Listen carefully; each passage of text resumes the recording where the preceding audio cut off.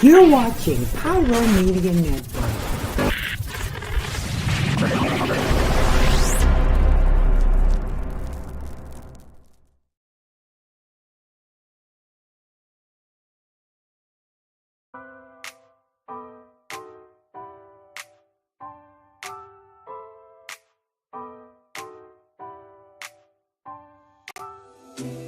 I gotta tell you something I could do. I could be running around chasing you, but I won't. Cause I got better things to do. Rather spend my precious time chasing somebody who loves me too. If I got $1 for every time you slam the door, I would be the richest girl alive, life. If you hadn't run away every time I had to stay, you would sleep right next to me tonight. And you didn't know. Thank you for tuning in. If this is your first time joining us, welcome. We hope your experience is fruitful. Please feel free to visit our website to find out how you can join our growing family. While we are loading your experience, please do us a quick favor and hit that like button from whichever platform you're watching or listening on. Also, share so others may enjoy as well. And we hope you would consider hitting that subscribe or follow button so you can check out more of our amazing content. All right, let's start the show.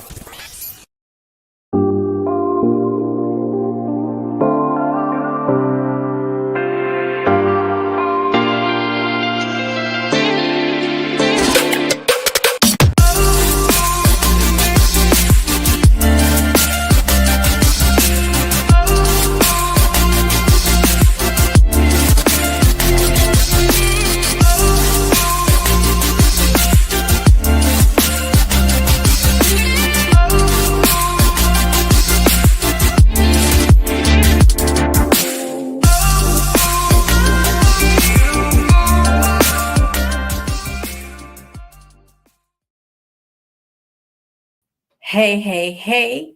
Happy Friday, Junior, everyone. I am Dr. Nicole D. Vick of Nicole D. Vick Live. I'm so happy to have you here. Welcome to this week's episode. Each and every single week, I go live to share with you important topics in the Black community from a social justice and public health perspective. I am so to have you here. So today was like a super amazing day for me. And I'm going to tell you the whole story. But long story short, I was on the radio this morning. I had to get up super duper early, but it's okay. It was a little rough though. I had to get up at 4:00 in the morning. I was like, shh. Anyway, I was on 102.3 FM KJLH. Now, KJLH stands for kindness, joy, love, and happiness. If you are from Los Angeles, you know that is Stevie Wonder's radio station. And I was so excited to be on the front page, which is like that super early show that they have in the morning. The current host is Dara Star Tucker. And I met her about 2 weeks ago at this event that the California Black Women's Health Project put on. It was a wonderful like luncheon / award ceremony type event. And I was there. I was invited to attend on behalf of an organization that I am the board chair of. And so I was like, oh, sure. So I don't know, just to give y'all some perspective, this is kind of like me coming back to myself. So y'all know I've been in the house for a really long time with this ankle. I'm finally to a place where I'm walking with this walker. I can drive now and I can do a lot more things. I'm just now also learning how to use my sparkly cane. And so I'm at a place where I'm a lot more mobile and I have some independence back, right? So this to me was like my first time like being outside. And I have my little dress on. I was like, "Ugh." So anyway, there was someone there that was hosting the event. His name is Danny Morrison. And he was talking about the podcast that he has that focuses on community colleges, educational attainment, like being encouraging to students trying to work through school, right? So my initial goal, I said, oh, I got to talk to him because I'm all about education. That's like my thing. And so I caught up with him and started running my mouth. one thing about Nicole D. Vick, Dr. Nicole D. Vick, she is going to run her mouth. And so, and not in a bad way. I just want to say that. So I'm talking to him and I'm telling him my life story. And I said, I didn't go to a community college, but I had obstacles through school. I want to be encouraging to young students because I think a lot of times students of color, they sell themselves short. They don't feel like they're smart enough. They get intimidated. And I be wanting to tell them, you are no less smart than these other people, baby. And people don't know what they're doing either. So even if you feel like you don't know, you should still try. So that I was talking to him like that. And he was like, I like your energy. Let me take your information down. We're going to, connect. And I'm like, okay, cool. And I was really excited. Yay. All right, boom.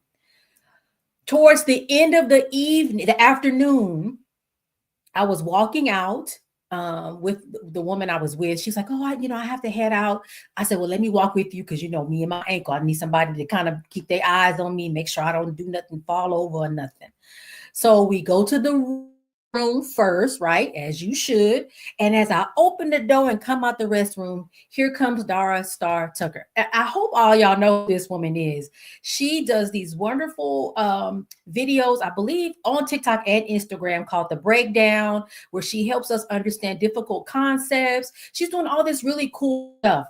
And so I was like, I had a fangirl moment. I'm like, and she was like, oh my gosh, you follow me? I'm like, yes. And I started talking to her. And I started talking to her about healthcare and public health and social justice. And I said, this ankle and da da da da.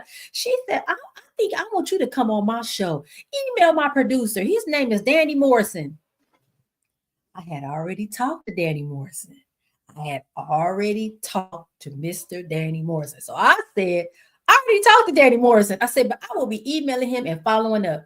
Long story short, he was like, let's do it. I said, I will set 3 alarms to get up at 4 o'clock in the morning and be at the radio station. And I was, and I did love that opportunity to be with her and to be in that space. And of course, I sold myself as well in there. I said, listen, if you ever need a health correspondent, right here, right? So I had so much fun. I hope I get to do that again at some time in my life because it was really, really exciting. And someone called in and was like, oh my gosh, I remember you. Thank you so much for doing X, Y, and Z for me. And you really helped me understand public health. I was like, oh my. So it was so much fun. You can hear it on their website. It's still up. I'll try to remember to put it in the YouTube chat, but I have also placed it in the comments on my LinkedIn post and on Facebook if you want to hear the episode. So I was super hype about that. All right. So on to a little bit of sad news, and I kind of want to give some context about this person. There's someone that I used to work with, and I believe I met him 2015, maybe even prior to that. We worked in the same building. And he was always very pleasant, very kind. And I don't know if you know, over the years, I promoted and moved on to other locations.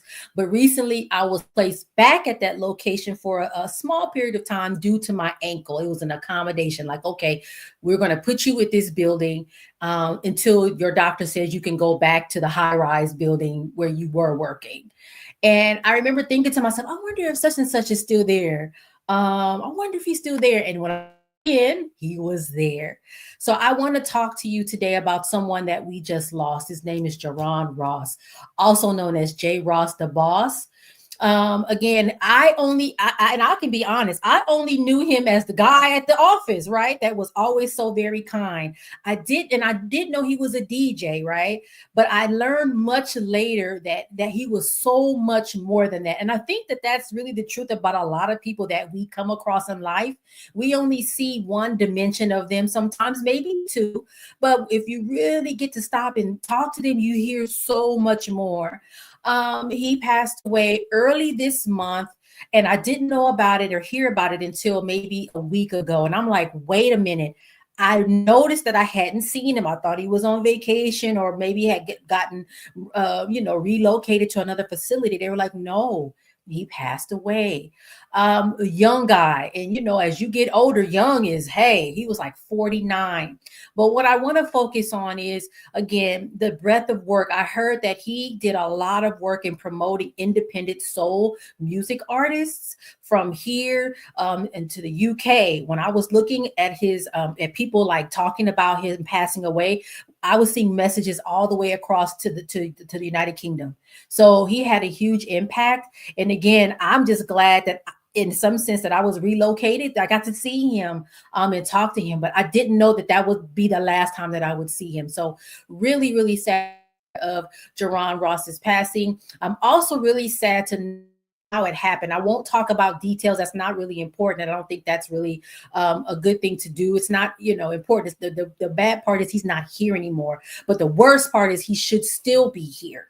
And what I will say is, I've talked to you all about how horrible the healthcare system is, specifically for Black people, particularly for Black women and also Black men. There is a stereotype that Black men do not like to go to the doctor. They don't want to go, I don't want to do it. And unfortunately, some of that stereotype is grounded in truth, but in this case, it's not. He wasn't feeling well and he went to the doctor twice, the hospital twice to get help and was sent home. Oh, don't worry about it. And it was actually much, much worse than what they made him to believe it was. And so again, I think that was what made me angry and bothered me the most, because there's no reason why he's here with us today. So let's honor his death, or honor his life. Honor his life.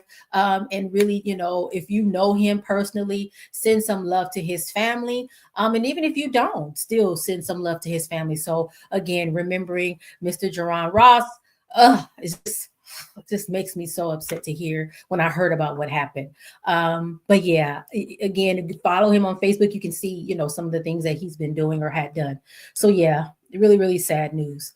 And then so let's pivot a little bit. I want to talk to you about something else to me that is also quite disturbing. I had been hearing about it, seeing it a little bit, and it wasn't until my producer like sent me the video about some details on it that I said, what is happening? And so I dug in and I was like, oh yeah, I don't like this. I don't like this right now. I don't know if you all have heard. There's a heartbreaking and deeply troubling story about a young woman, Adriana Smith. She's about 30 years old. She had, I don't even know what happened, but she was declared brain dead at the hospital. She had a catastrophic brain injury, and there was no chance, according to doctors. You know, and I don't know if you know this, under medical standards, brain death is considered actual death. You have no brain activity. You cannot survive beyond what the machines are doing to keep you alive, right? But what happened here, and here's where things like turn left a little bit, and I was like, what's happening? Where Georgia, you know, in Georgia, in 2019, they passed a law that defines personhood as beginning at the moment fetal cardiac activity is detected. And so the state says, well, wait, this particular young lady is pregnant. And, you know, around, I think at the time she was 9 weeks pregnant. And I remember finding out I was pregnant at 10 weeks. So there's fetal heart activity at that time. And they're like, wait, we can't do anything because there is a fetal heart activity in this woman's body. There's the baby in here, a fetus in here. And so we have to sustain the mother's life until the baby, you know, developed enough, the fetus gets developed enough, it becomes a baby, and then we can go ahead and deliver. So one of the issues that I had initially, and I've since kind of said, oh, okay, I understand now. Adriana's mother was like, well, I need to weigh my options. You know, hey, my daughter is brain dead. She is of child. I need to weigh my options on what I want to do next. She was told there is no option. We have to keep her on the machine until the baby reaches a certain week's gestation and we can deliver. And at first I said, well, wait, what if the grandmother didn't want to continue the pregnancy, or what if she wanted her daughter to go, then to bury her and move on and process? And initially I was like, well, how is that? I don't understand what's here. But it also sounds like the hospital is like, we don't want to get sued. We don't want to get in trouble. We are going to make sure this continues to happen. So there's a little bit of sort of is it the state that's saying, is it the hospital? But the end issue is that ultimately grandma doesn't even get to weigh her options. There is no options to weigh. It's like, this is the answer, this is it. And I think that's where, for me, it's a problematic thing. She didn't even get a chance to say, well, wait, what would my daughter want for her life, and the life of this baby she's carrying, right? It's like, there is no option. This is what we're doing. And I think that's where to me, the wrinkle is. Even if my grandma ultimately decided to do what the state decided, oh, okay, well, let's have my grandchild. I just think the fact that the option has been removed has been what's been problematic. So I'll ask this question and then we'll go to break. What happens when a woman's right to make decisions about her own body ends at the moment she becomes pregnant, or worse, the moment she dies? There's Adriana cannot consent. The person who is supposed to be operating on her behalf to make those decisions, which is her mom, also cannot make any decisions at this point. And so there's this interesting ethical crisis, but it also is a moral one. And I want us all to think about this. Who gets to control a woman's body, and for how long? And I think I'm really, really interested in this conversation a little bit further, but I want to go to break, come back.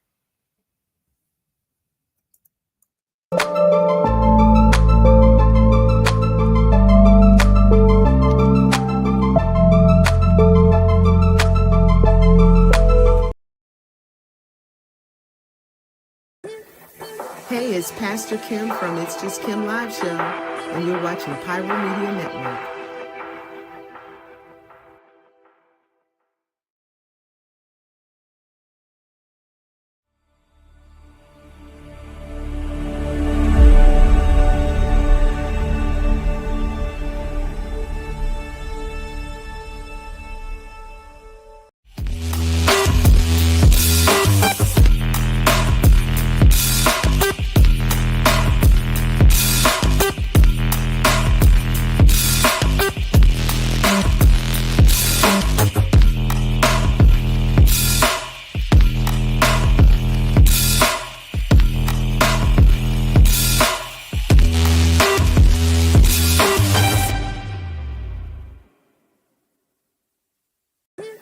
What's going on, y'all? It's Kwame Speaks from Kwame Speaks Live, and you're watching Pyro Media Network.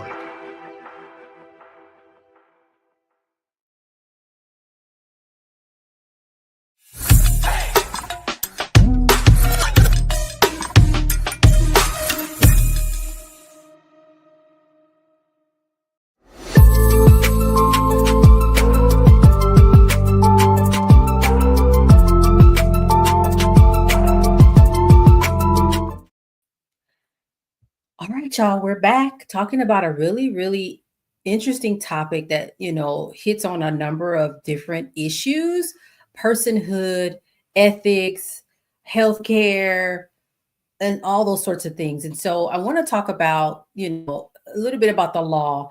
Roe versus Wade was overturned, right? I forgot what year that was. It was a few years ago. And it was because I think people didn't think it would happen, but it did. And there were some states like Georgia that rushed to really make fetal personhood into law. So saying that this fetus is a person and has rights. And so we have to consider the rights of that person. But I think the interesting thing, again, where I'm having a hard time, and I don't know where the line is, but what about the person carrying the fetus? Like, what rights do they have? So that's where the issue comes in. So this young lady declared dead, kept alive, is basically like a human vessel. And it's really interesting. And is this really an issue about justice, or is it about control? And I think some other comments that I have seen on social media also that have kind of, I think that's where it was like ding, ding, ding for me, like, whoa, something's happening here. People were saying, let's not overlook the fact that this is a Black woman. And we already face a lot on, with medical malpractice, medical racism. We have a high infant mortality and maternal mortality, infant mortality rates. There's all these things that happen to us. We go to the doctor, our pain is ignored, we're not treated the same. And so to me, it's like this is this some sort of a like test case, like, well, if we can do this in this case, well, hey, we can. So I'm just really worried about what this means going down the line. And again, it's not even about what the grandma wants, because even if grandma had wanted what is happening, I think the issue is she did not get to weigh her options and make a decision that she felt was right. It was just like, there is no decision. I think that's where I keep going back to that, because I think that's the thing. If you tell me, Nicole, I'm gonna put lemonade and Coca-Cola in front of you, and I'm like, well, I want to weigh the options between the lemonade and the Coca-Cola, and they're like, well, actually, we put these both in front of you, but really you just have to drink the lemonade. And it's like, but I didn't want the lemonade. Too bad. This is what you get. Like, you took away my ability to make a decision, even if ultimately maybe I wanted the lemonade, but you didn't even let me weigh it out, right? And I think that's kind of where my issue is. And it begs the question, whose body does the law protect and whose does it control? I've been thinking a lot about this, and I've been thinking about it in two ways. And so my brain always duality thing, where it's like, on the one hand, decisions should be able to be made that best benefit the family one way or another. Hey, I think my daughter, if I was her mom, she should be able to be, rest and laid to rest, and we do what we need to do to honor her life and move forward, right? Or no, the grandbaby, talked to me about what her wishes were if something happened, and she said that she wants her child to be delivered, and fine, right? We should be able to have those kinds of conversations. And so I've been thinking that one train of thought, but then I'm like, I also am a mother of a child that's 30 years old. And if that was her, like, God forbid, what would my decision be? And I think that, like I said, I still would want to be able to weigh it out and have a thought process about it. Talk to her. She has a father. Talk to the father of the child. Talk to her grandparents, or great grandparents. Like, what do we want to do, instead of it being like, nope, this is the answer. Sorry. And so it's just really been a really toss and turn for me, a push and pull about this conversation. We're living in a time when laws are being written to devalue people. People are literally being able to do a thing they can't, based just literally on them being who they are. Black folk are often sort of the main characters of those types of laws, whether they're written laws or unwritten laws. And so again, wait, what is happening? And we can't deny the fact that, wait, she's a Black woman. What is happening? And so I'm gonna actually close out really early, because I want to kind of give you guys some options on what to do. Like, stay informed on this kind of stuff. I was, again, on the radio this morning, and we were talking about how important public health and social justice is. To me, this is a public health issue, because if it can happen once, it may happen again. And we need to figure out sort of, is there a law, or how far will this go? In this particular type of situation. It's just really, really concerning to me. I would also say, if you're interested in learning more, there's articles about this online, but I would also suggest to find and support reproductive justice organizations. And there are quite a few. There's some here in Los Angeles. Essential Access Health is one. California Black Women's Health Project. You can even look at the organization that I'm the board chair of, California Black Health Network. They don't specifically focus on reproductive justice, but they have a interest the health of Black Californians, right? So stay on top of that and see what they're doing, see how you can support, if you can donate money or you can volunteer for the cause. Also pay attention to who's support of legislation and who's not. And make sure you're voting in a way that fits your best interest as well. And I think the last thing is we have to talk about these things. These are very touchy topics.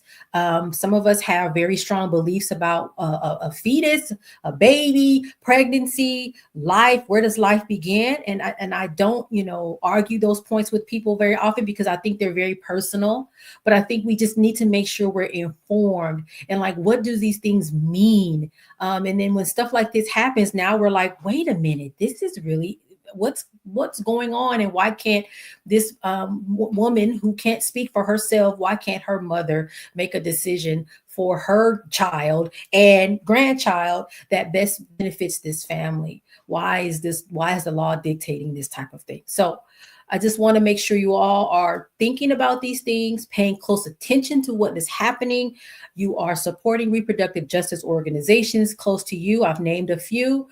And again, hey, vote in a way that makes sure that everybody has the ability to make the decisions that are best for themselves and their lives. And again, I'm just really like worried about, so the vessel is less important than the fetus. I'm not sure.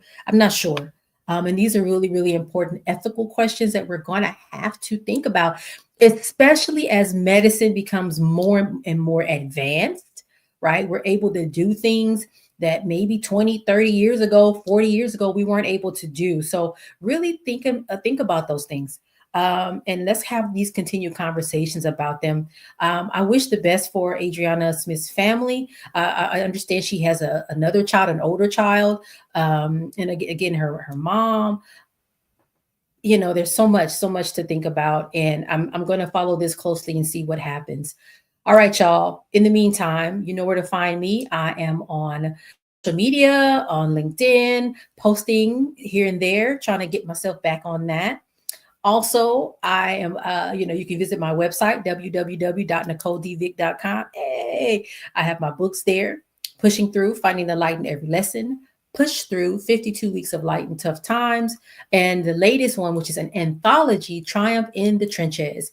I have a chapter in that book. What else? Episodes there. You can see this podcast on my website and also see where I have been a guest on other podcasts. I believe I have quite a few of the articles I've written on my website as well. Everything is on the website. All right, go there and see what's up on. All right, y'all. This was a heavy episode. I'm sorry. I didn't intend to it be so heavy, but I also feel like I can't not talk about these types of things because we have to talk about these kinds of things, right? And they're really important to bring up. So apologies for the heaviness, but really, really important to bring these topics to light. And I will see you next week. I don't know what I'm gonna talk about next week, y'all. It's Men's Health Month in June, I believe. Father's Day. We'll see. Juneteenth. There's all kind of things. So there's some stuff that we'll be bringing to you next month. And until then, I will see you. Bye.